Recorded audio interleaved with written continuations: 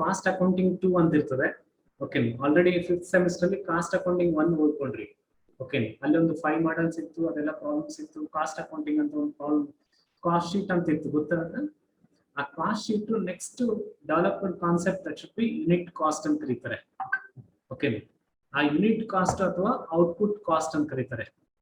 Okay, output cost or single cost or unit cost ಅಂತ ಕರೀತಾರೆ. Screen ಕಾಣ್ತದಲ್ಲಮ್ಮ ಎಲ್ಲರಿಗೂ? Okay, the main objective of cost accounting is to find out the cost of production per unit ಅಂತ. ಅಂದ್ರೆ ಇಲ್ಲಿರೋ problems ಏನ್ ಮಾಡ್ತೀವಿ ಅಂದ್ರೆ, ಆಲ್ರೆಡಿ ಪ್ರೀವಿಯಸ್ ಸೆಮ್ ಅಲ್ಲಿ ಪ್ರಾಬ್ಲಮ್ಸ್ ಹೆಂಗ್ ಮಾಡ್ತಾ ಇದ್ವಿ ಅಂದ್ರೆ, ಇನ್ ಕೇಸ್ ಜಸ್ಟ್ ಒಂದೇ ಕಾಸ್ಟ್ ಶೀಟ್ ಹಾಕ್ತಾ ಇದ್ವಿ, ಅಲ್ಲಿ ಸೇಲ್ಸ್ ಎಷ್ಟು ಆಗ್ತಾ ಇದೆ, ಪ್ರಾಫಿಟ್ ಎಷ್ಟು ಬರ್ತದೆ ಅಷ್ಟೇ ಕಂಡುಹಿಡಿತಾ ಇದ್ವಿ. ಬಟ್ ಇಲ್ಲಿ ಏನ್ ಮಾಡ್ತಾ ಇದ್ವಿ ಅಂದ್ರೆ, ಪರ್ ಯೂನಿಟ್ ಕಾಸ್ಟ್ ಅಂದ್ರೆ ಟೋಟಲ್ ಪ್ರೊಡಕ್ಷನ್ ಕಾಸ್ಟ್ ನಲ್ಲಿ ಎಲ್ಲಾ ಎಕ್ಸ್ಪೆಂಡಿಚರ್ಸ್ ನ ವ್ಯಾಲ್ಯೂಯೇಟ್ ಮಾಡಿ ಅಥವಾ ಕ್ಯಾಲ್ಕುಲೇಷನ್ಸ್ ಎಲ್ಲ ಮಾಡಿ ಒಂದು ಯೂನಿಟ್ ಎಷ್ಟು ನಮ್ಗೆ ಖರ್ಚಾಗ್ತದೆ ಅಥವಾ ಒಂದು ಯೂನಿಟ್ ನಾವು ಪ್ರೊಡಕ್ಷನ್ ಮಾಡ್ಬೇಕಂದ್ರೆ ಎಷ್ಟು ರುಪೀಸ್ ಖರ್ಚಾಗ್ತದೆ ಅಂತ ಹೇಳಿ ನಾವು ಕಂಡುಹಿಡಿಯೋದೇ unit cost or single cost ಅಂತ ಕರೀತಾರೆ. ನೆಕ್ಸ್ಟ್ ಅಕಾರ್ಡಿಂಗ್ ಟು ಬಾತಿಬೋ, next output or single cost method is used in business where a standard product is turned out and it is designed to final out the cost of basic unit of production. ಅಂದ್ರೆ ಬೇರೆ ಬೇರೆ methods ಅನ್ನ use ಮಾಡ್ಕೊಂಡು ನಾವೇನ್ ಮಾಡ್ಕೊಂತೀವಿ, small productions ಅಂತಂದ್ರೆ ಹೇಳ್ಬೋದು ನಾವು ಯೂನಿಟ್ ಕಾಸ್ಟ್ ಇಷ್ಟ ಆಗಿದೆ ಅಂತ ಹೇಳಿ. ಬಟ್ ದೊಡ್ಡ ದೊಡ್ಡ ಪ್ರೊಡಕ್ಷನ್ ಬಿಸ್ನೆಸ್ ಅಲ್ಲಿ ಏನ್ ಮಾಡ್ಕೊಂತ ಸ್ಟ್ಯಾಂಡರ್ಡ್ ಪ್ರೊಡಕ್ಟ್ಸ್ ಎಲ್ಲ ಬೇಕಾಗ್ತದೆ. ಅಂದ್ರೆ ರಾ ಮೆಟೀರಿಯಲ್ಸ್ ಸಪರೇಟ್ ಮಾಡ್ಕೋಬೇಕು ಅಥವಾ ಲೇಬರ್ಸ್ ಸಪರೇಟ್ ಮಾಡ್ಕೋಬೇಕು. ಅವೆಲ್ಲವುಗಳನ್ನ ಸಪರೇಟ್ ಮಾಡ್ಕೊಂಡು ಏನ್ ಮಾಡ್ಕೊಂತಾನೆ ಒಂದು ಬೇಸಿಕ್ ಕಾಸ್ಟ್ ಎಷ್ಟಾಗ್ತಾ ಇದೆ ಅಥವಾ ಬೇಸಿಕ್ ಅಲ್ಲಿ ಏನ್ ಮಾಡ್ಕೊಂತಾನೆ ಕಾಸ್ಟ್ ಎಷ್ಟಾಗ್ತದೆ ಅವೆಲ್ಲವುಗಳನ್ನ ಇನ್ ಕೇಸ್ ಕಂಡಿಡ್ಕೊಂಡು ಯೂನಿಟ್ ಕಾಸ್ಟ್ ಅಥವಾ ಸಿಂಗಲ್ ಕಾಸ್ಟ್ ಅನ್ನ ಮಾಡ್ತೀವಿ. ಓಕೆ, ನೆಕ್ಸ್ಟ್ ಅಕಾರ್ಡಿಂಗ್ ಟು ಟೆರ್ಲಾಡ್ ಆರ್ ವೆಲ್ಟನ್ ಅವ್ರ ಪ್ರಕಾರ, unit of output costing is a method of costing by unit of production where manufacture is continuous and the units are identically and can be made by means of ratios. ಅಂದ್ರೆ ಬೇರೆ ಬೇರೆ cost ಗಳ ಮೂಲಕ ಏನ್ ಮಾಡ್ಕೊಂತೀವಿ, ಬರೀ expenditure ಎಷ್ಟಾಯ್ತು, profit ಎಷ್ಟಾಯ್ತು ಅಥವಾ ಇನ್ ಕೇಸ್ ಸೇಲ್ಸ್ ಎಷ್ಟಾಯ್ತು ಅಂತ ಅಷ್ಟೇ ಕಂಡಿಡ್ತೀವಿ. ಬಟ್ ಮ್ಯಾನುಫ್ಯಾಕ್ಚರಿಂಗ್ ಕಾಸ್ಟ್ ಮಾಡ್ಕೋಬೇಕಂದ್ರೆ the time of manufacturing raw materials continues ಎಲ್ಲ ಮಾಡ್ಕೊಂಡಲ್ಲಿ ಇನ್ ಕೇಸ್ ಅಲ್ಲಿ ಕಂಟಿನ್ಯೂಸ್ ಎಲ್ಲ ಮಾಡ್ಕೊಂಡು ನೆಕ್ಸ್ಟ್ ಲೇಬರ್ಸ್ ಎಷ್ಟಿದೆ, ಡೈರೆಕ್ಟ್ ಕಾಸ್ಟ್ ಎಷ್ಟಿದೆ, ನೆಕ್ಸ್ಟ್ ಓವರ್ ಹೆಡ್ ಕಾಸ್ಟ್ ಅವೆಲ್ಲವುಗಳನ್ನ ಮಾಡ್ಕೊಂಡು ಬೇಸಿಸ್ ಆಫ್ ಪ್ರೊಡಕ್ಷನ್ಸ್ ಎಲ್ಲ ಮಾಡ್ಕೊಂಡು ಯೂನಿಟ್ ಕಾಸ್ಟ್ ಎಲ್ಲ. ಫಾರ್ ಎಕ್ಸಾಂಪಲ್ ಹೆಂಗಿರ್ತದೆ, ಎಕ್ಸಾಂಪಲ್ಸ್ ನೋಡ್ಕೊಳ್ರಿ. ನೆಕ್ಸ್ಟ್ ಲೈನ್ ನಲ್ಲಿ ಎಕ್ಸಾಂಪಲ್ಸ್ ಇದೆ ನೋಡ್ರಿ. ಎಕ್ಸಾಂಪಲ್ಸ್ ಹೆಂಗಂದ್ರೆ ಸ್ಪಿನ್ನಿಂಗ್ ಮಿಲ್ ಅಂತ ದಾರದ ಮಿಲ್ ನಲ್ಲಿ ನೋಡ್ತೀವಿ, ಕಿಲೋಗ್ರಾಮ್ಗಳಲ್ಲಿ ಲೆಕ್ಕ ಹಾಕ್ತೀವಿ. ಹೌದಾ, ಯೂನಿಟ್ ಕಾಸ್ಟ್ ಹೆಂಗ್ ಮಾಡ್ತೀವಿ, ಕಿಲೋಗ್ರಾಮ್ಗಳಲ್ಲಿ ಇರ್ತದೆ. ಓಕೆ, ಅಥವಾ ಕಾಟನ್ ಮಿಲ್ಸ್ ಅಂತ ಕರೀತಾರೆ. ಅಥವಾ ಫ್ಲೋರ್ ಮಿಲ್ಸ್ ಇದೆ, ಸ್ಟಾಕ್ ಆಫ್ ಫ್ಲೋರ್ಸ್ ಅಂದ್ರೆ ಹಿಟ್ಟಿನ ಗಿರಣಿ ಆಗಿರ್ಬೋದು, ಸ್ಟಾಕ್ ಎಷ್ಟಿದೆ ಕೆಜಿ ಗಟ್ಲೆ ಆಗಿರ್ಬೋದು ಅಥವಾ ಟನ್ ಗಟ್ಲೆ ಆಗಿರ್ಬೋದು. ಅಥವಾ ಮೈನಿಂಗ್ ಇಂಡಸ್ಟ್ರಿ ಇರ್ತಂದ್ರೆ ಟನ್ಸ್ ನಲ್ಲಿ ನೋಡ್ತೀವಿ. ಓಕೆ, ಶುಗರ್ ಮಿಲ್ಸ್ ಅಂದ್ರೆ ಅದನ್ನು ಟನ್ ಗಟ್ಲೆ ನೋಡ್ತೀವಿ. ಅಂದ್ರೆ ಟೆಕ್ಸ್ಟೈಲ್ಸ್ ಅಂತಂದ್ರೆ ಮೀಟರ್ ಅಂತ ನೋಡ್ತೀವಿ. ಅಂದ್ರೆ ಒಂದೊಂದು ಇಂಡಸ್ಟ್ರಿಗಳಲ್ಲಿ ಒಂದೊಂದು ವ್ಯಾಲ್ಯೂಯೇಷನ್ಸ್ ಅಥವಾ ಮೆಜರ್ಮೆಂಟ್ ವ್ಯಾಲ್ಯೂಸ್ ಎಲ್ಲ ಇಟ್ಕೊಂಡು ಬರ್ತೀವಿ. ಆ ತರ ಕೆಲವೊಂದು ಎಕ್ಸಾಂಪಲ್ಸ್ ಎಲ್ಲ ಕೊಟ್ಟಿದ್ದಾರಲ್ಲಿ. Okay, that is the examples of unit cost. ಇದು 5 ಮಾರ್ಕ್ಸ್ ಕೇಳಿದ್ರು ಒಂದ್ಸಲ. ಸ್ಪಿನ್ನಿಂಗ್ ಮಿಲ್ ನಲ್ಲಿ ಹೆಂಗ್ ಮಾಡ್ತಾರೆ ಅಥವಾ ಫ್ಲೋರ್ ಮಿಲ್ಸ್ ನಲ್ಲಿ ಹೆಂಗ್ ಈ ಅವೆರಡು ಕಾಲಮ್ಸ್ ಬರೀಬೇಕು, ಒಂದು 5 ಎಕ್ಸಾಂಪಲ್ಸ್ ಬರೀಬೇಕು. ಸಿಮೆಂಟ್ ಇಂಡಸ್ಟ್ರಿಯಲ್ಲಿ 50 kg ಬ್ಯಾಗ್ಸ್ ಅಥವಾ ಟನ್ಸ್ ಗಟ್ಲೆ ನೋಡ್ತೀವಿ. ಅಥವಾ ಶುಗರ್ ಇಂಡಸ್ಟ್ರಿ ಟನ್ ಗಟ್ಲೆ ನೋಡ್ತೀವಿ. ಅಥವಾ ಬ್ರಿಕ್ ಇಂಡಸ್ಟ್ರಿ ಅಂದ್ರೆ 1000 ಬ್ರಿಕ್ಸ್ ಎಷ್ಟಾಯ್ತು. ಓಕೆ, ಟೆಕ್ಸ್ಟೈಲ್ ಇಂಡಸ್ಟ್ರಿ ಆದ್ರೆ ಮೀಟರ್ ಆಗಿರ್ಬೋದು. ಓಕೆ, ಅಥವಾ ಇನ್ ಕೇಸ್ ಡೈರೀಸ್ ನಲ್ಲಿ ಆದ್ರೆ ಗ್ಯಾಲನ್ ಅಂತ ಯೂಸ್ ಮಾಡ್ತಾರೆ, ಮಿಲ್ಕ್ ನ ಅಳಿಬೇಕಾದ್ರೆ ಗ್ಯಾಲನ್ಸ್ ಅಂತ ಯೂಸ್ ಮಾಡ್ತಾರೆ. ಓಕೆನಾ. ನೆಕ್ಸ್ಟ್ ಬಿಸ್ಕೆಟ್ಸ್ ಇಂಡಸ್ಟ್ರಿಯಲ್ಲಿ ಅಂದ್ರೆ ಕಿಲೋಗ್ರಾಮ್ಸ್ ಅಲ್ಲಿ ಯೂಸ್ ಮಾಡ್ತಾರೆ. ಓಕೆ, ಈ ತರ ಹಲವಾರು ಇಂಡಸ್ಟ್ರಿಗಳಲ್ಲಿ we can using the unit cost or output cost or single cost ಅಂತ ಕರೀತಾರೆ. ಹಾಗಾದ್ರೆ ಕ್ಯಾರೆಕ್ಟರಿಸ್ಟಿಕ್ಸ್ ಏನು? ಔಟ್ಪುಟ್ ಕಾಸ್ಟ್ ಇಂದ ನಮ್ಗೆ ಏನ್ ಗೊತ್ತಾಗ್ತಂದ್ರೆ, it is a simple method of ascertaining the cost of production. ಇದೊಂದು ಸರಳವಾದ ಒಂದು ಪದ್ಧತಿಯಾಗಿ ಸಿಂಪಲ್ ಆಗಿ ಏನ್ ಮಾಡ್ತಾನೆ ಅಸರ್ಟೈನ್ ಮಾಡಬಹುದು with help of again cost sheet ಅಂತ ಕರೀತಾರೆ. ಅಂದ್ರೆ ಆಲ್ರೆಡಿ 5th ಸೆಮ್ ಅಲ್ಲಿ ಕಾಸ್ಟ್ ಶೀಟ್ ಎಲ್ಲ ಓದ್ಕೊಂಡ್ರಲ್ಲ, ಆ ಕಾಸ್ಟ್ ಶೀಟೇ ಮತ್ತೆ ಬಂದ್ಬಿಡುತ್ತೆ. ಬಟ್ ಇಲ್ಲಿ ಕಾಸ್ಟ್ ಶೀಟ್ ನಲ್ಲಿ ಏನಾಗಿದೆ, ಜಾಬ್ ಕಾಸ್ಟಿಂಗ್ ಅಂತ ಒಂದು ಆಡ್ ಆಗಿದೆ.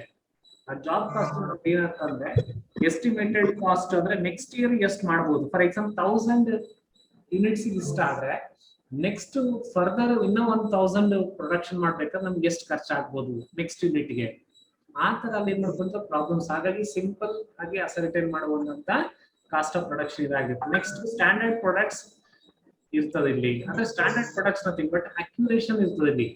ಅಂದ್ರೆ with in single digit also we can appear in the cost sheet ಅಂತ ಕರೀತಾರೆ. ಅಂದ್ರೆ ಯೂನಿಟ್ ಕಾಸ್ಟ್ ನಲ್ಲಿ single point digit also appear in the output or identical ಆಗಿರ್ತದೆ. It means the goods produced are uniform and continuous process. ಅಂದ್ರೆ ಇದು uniform ಆಗಿರ್ತದೆ, continuous process ಆಗಿರ್ತದೆ. ಹಾಗಾಗಿ it should be standard production ಅಂತ ಕರೀತಾರೆ. And this method is used for finding out cost per unit. Next to cost per unit of output. Cost per unit is ascertained by dividing the total cost by the number of units produced. Already ಹೇಳಿದೆ ನಾವು. ಓಕೆನಾ? ಅಲ್ಲಿ cost sheet ನಲ್ಲಿ 3 column ಬರ್ತವೆ. ಒಂದು particulars, total cost, cost per unit. ಅದೇ ತರ ಇಲ್ಲೂ ಏನೇನ್ ಮಾಡ್ಕೊಂತಾನೆ, particulars, total cost, cost per unit. ಆ 3 ಕಾಲಮ್ಸ್ ಯೂಸ್ ಮಾಡಿಕೊಂಡು ನಾವೇನ್ ಮಾಡ್ಬೋದಲ್ಲಿ ಕಾಸ್ಟ್ ಕಂಡುಹಿಡಿತೀವಿ. That is the in case characteristics of cost, output cost ಅಂತ ಕರೀಬಹುದು. Okay, next objectives of cost, output costing ಅಂತ ಕರೀತಾರೆ. To reduce the cost of production or to control the cost ಅಂತ ಕರೀತಾರೆ. First one to reduce. ಯಾವ ತರ cost reduce ಮಾಡೋದಂದ್ರೆ, same materials ನ ಯೂಸ್ ಮಾಡಿಕೊಂಡು, ಸೇಮ್ ಮಷಿನರೀಸ್ ನ ಯೂಸ್ ಮಾಡಿಕೊಂಡು ಪ್ರೊಡಕ್ಷನ್ ಜಾಸ್ತಿ ಮಾಡಿಕೊಂಡ್ರೆ ನಮಗೆ ಖರ್ಚು ಕಡಿಮೆ ಆಗ್ತದೆ. ಅಂದ್ರೆ ಜಾಸ್ತಿ ಪ್ರೊಡಕ್ಷನ್ ಮಾಡಿದ್ರೆ, ಫಾರ್ ಎಕ್ಸಾಂಪಲ್ 1000 ಪ್ರೊಡಕ್ಷನ್ ಮಾಡಿದ್ರೆ ಒಂದು 5 ರೂಪೀಸ್ ಒಂದು ಪೆನ್ ಆಯ್ತು. ಅದೇ 2000 ರೂಪೀಸ್ ಅಥವಾ 2000 ಪೆನ್ಸ್ ಏನಾದ್ರು ಮಾಡಿದ್ರೆ ಲೆಸ್ ದೆನ್ 5 ರೂಪೀಸ್ ವರೆಗೂ ನಮ್ಗೆ ಕಾಸ್ಟ್ ಆಫ್ ಪ್ರೊಡಕ್ಷನ್ ಬರ್ತದೆ. ಯಾಕಂದ್ರೆ ಸೇಮ್ ಮಷಿನರಿ ಇರ್ತದೆ, ಸೇಮ್ ಲೇಬರ್ಸ್ ಇರ್ತಾರೆ. ಓಕೆನಾ? ವಿತೌಟ್ ಲೆಂತ್ ಅಲ್ಲಿ, ಜಸ್ಟ್ ಲೆಂತ್ ಅಲ್ಲಿ ಅಷ್ಟು ಎಫರ್ಟ್ಸ್ ಏನ್ ಬೇಕಾಗಿರಲ್ಲ. ಆ ಕಾರಣಕ್ಕಾಗಿ ಅಂತಲ್ಲಿ I can reduce my cost of production or cost controls ಎಲ್ಲ ಮಾಡ್ಕೊಳ್ಳೋ ಅವಕಾಶ ಇದೆ ಅಂತ ಹೇಳಿ. Next to find out the cost, total cost ಅನ್ನು ಫೈಂಡ್ ಔಟ್ ಮಾಡಬಹುದು. ಅಂಡ್ ಕಾಸ್ಟ್ ಪರ್ ಯೂನಿಟ್ ಅಂದ್ರೆ ಒಂದೊಂದು ಸ್ಟೆಪ್ ಬೈ ಸ್ಟೆಪ್ ಬರುತ್ತೆ. Prime cost, factory cost, cost of production, next cost of sales, ಆಮೇಲೆ ಪ್ರಾಫಿಟ್ ಆರ್ ಸೇಲ್ಸ್. ಈ ತರ ಒಂದು ಏನ್ ಮಾಡ್ಕೊಂತಲ್ಲಿ to find out the total cost ಎಲ್ಲ ಮಾಡಬಹುದು. Is the in case objectives of costing ಅಂತ ಕರೀತಾರೆ. ಲೈನ್ಸ್ ಹಾಕ್ಬಿಡ್ರಿ. ಇವೆಲ್ಲ ಐಟಮ್ಸ್ ಬರ್ಕೊಡಿರ್ಬೇಕಾದ್ರೆ ಕೆಲವೊಂದು ಐಟಮ್ಸ್ ನ ಎಕ್ಸ್ಕ್ಲೂಡ್ ಮಾಡಲಾಗಿದೆ. ಈ ಐಟಮ್ಸ್ ಏನಾದ್ರು ಬಂದ್ರೆ we cannot treatment for the cost sheet. Cost sheet ನಲ್ಲಿ ಇದು ಟ್ರೀಟ್ಮೆಂಟ್ ಏನು ಕೊಡಲ್ಲ. ಇದನ್ನ ಬರ್ಕೊಡ್ರಿ ಪಾಯಿಂಟ್ಸ್ ಎಲ್ಲ. ಕೆಳಗಡೆ ನೋಟ್ ಅಂತ ಬರ್ದು these items are not included in cost sheet ಅಂತ ಬರ್ದು ತೋರಿಸ್ಬೇಕು. ಓಕೆನಾ? ಐಟಮ್ಸ್ ಇದ್ರೆ ಆ ಐಟಮ್ಸ್ ಹೆಸರು ಬರ್ದು those items, these items are not included in the following are the particulars of production of 3000 electronical calculators produced by India Electronics Limited for the 2016 ನ ಏನ್ ಮಾಡ್ತಿದ್ರು ಅಂದ್ರೆ 3000 ಪ್ರೊಡಕ್ಷನ್ಸ್ ಮಾಡ್ತಿದ್ರು. ಇನ್ನ ಎಲೆಕ್ಟ್ರಾನಿಕಲ್ ಕ್ಯಾಲ್ಕುಲೇಟರ್ಸ್ ನ cost of materials, manufacturing expenses, wages, next administration overhead, selling and distribution overhead, sales price. Sales ಎಲ್ಲ ಕೊಟ್ಟಿದ್ದೇನೆ, profit ಕಂಡಿದ್ದೇನೆ. ಇದು ಫಸ್ಟ್ ಕಾಸ್ಟ್ ಶೀಟ್ ಇಂದ ಇನ್ಫಾರ್ಮೇಶನ್. ಏನ್ ಮಾಡ್ಬೇಕಂದ್ರೆ 2 ಕಾಸ್ಟ್ ಶೀಟ್ ಇರ್ತದೆ ನಮ್ಮ ಹತ್ರ. ಫಸ್ಟ್ ಕಾಸ್ಟ್ ಶೀಟ್ ಇನ್ಫಾರ್ಮೇಶನ್ಸ್ ಮೇಲೆ ಡೈರೆಕ್ಟ್ ಇದೆ ಅಲ್ಲ, ಮಟೀರಿಯಲ್ ಕಾಸ್ಟ್ ಇದೆ, ಮ್ಯಾನುಫ್ಯಾಕ್ಚರಿಂಗ್ ಎಕ್ಸ್ಪೆನ್ಸ್ ಅಂದ್ರೆ ಡೈರೆಕ್ಟ್ ಎಕ್ಸ್ಪೆನ್ಸ್, ಅಲ್ಲಿ factory expenses, wages, administration, selling and distribution, selling, sales price. Next the companies production for the next year ಅಂದ್ರೆ 2017 ಅಂತ ಮಾಡಿದ್ವಿ. 11 ಆಗಿದ್ದು ಈ ಪ್ರಾಬ್ಲಮ್ ಬರ್ಕೊಂಡ್ರಲ್ಲ. ಫಾರ್ ದಿ ಇಯರ್ 2017 ಅಂತ ಮಾಡಿದ್ವಿ. ಎಲ್ಲರೂ ಮ್ಯೂಟ್ ಮಾಡಿ. ಫಾರ್ ದಿ ಇಯರ್ 2017 ಅಂತ ಮಾಡ್ರಿ.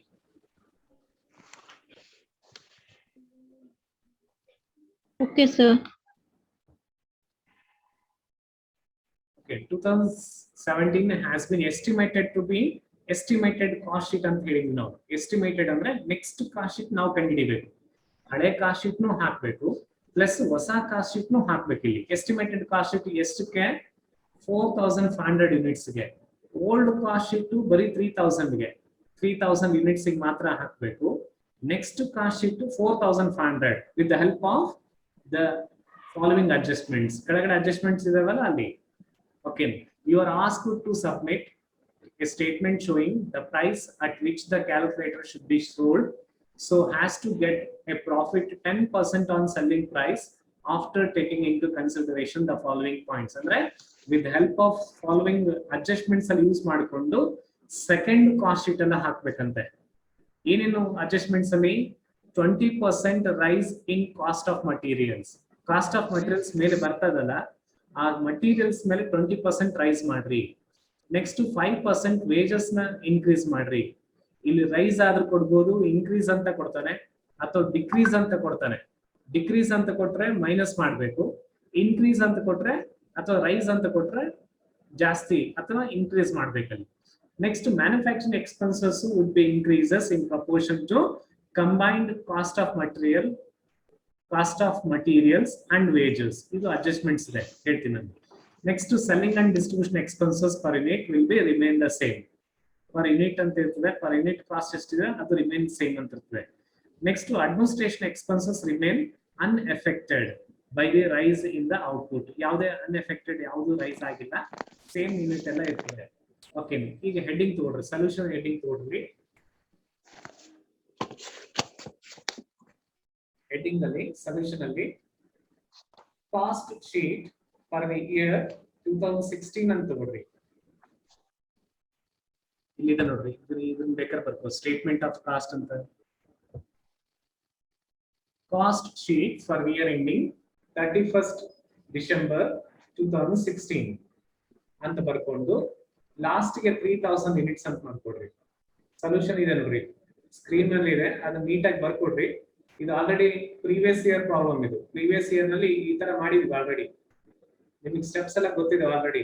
Prime cost, work cost, cost of production, cost of sales and sales. Balancing figure ಏನಿದೆ ಪ್ರಾಫಿಟ್. ಅದು ನೀಟಾಗಿ ಬರ್ಕೊಂಡ್ಬಿಡ್ರಿ ಹಿಂಗೆ, same as it is.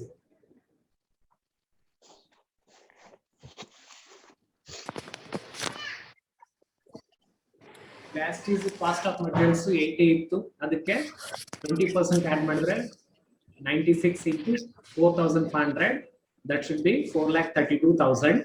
Next to wages ಗೆ 5% ರೈಸ್ ಅಂತ ಕೊಟ್ಟಿದ್ರು ಅಥವಾ ಇನ್ಕ್ರೀಸ್ ಅಂತ ಕೊಟ್ಟಿದ್ರು.